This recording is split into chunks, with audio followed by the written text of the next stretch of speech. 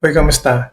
Naranasan mo na ba or na-experience na parang walang nangyayari sa buhay mo, sa karir mo, sa trabaho, or even kahit sa negosyo mo, sa business, walang growth, kahit nagsiset ka naman ng goal.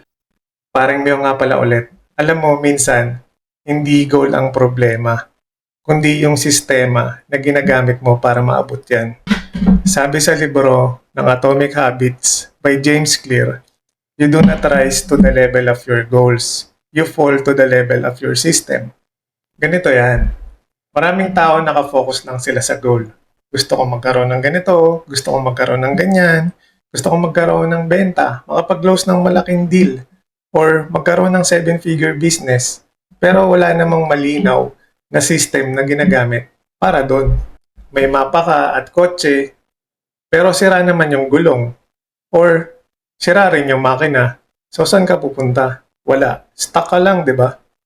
Sabi din sa book na to, tactics without system ay para kang nag-crash diet. Oo, papayat ka. Pero within 2 weeks, babalik ka rin sa dati. Gusto mong maging fit, pero wala kang proper schedule ng workout. Wala kang proper meal prep or diet plan.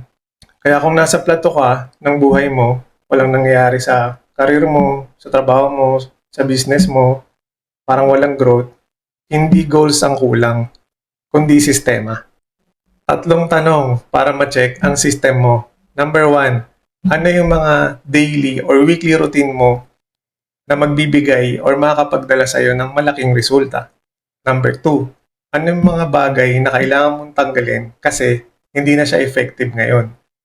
Number 3, ano yung mga bagay naman na kailangan mong i-automate or i-delegate para mas makapag-focus ka sa mahalagang bagay?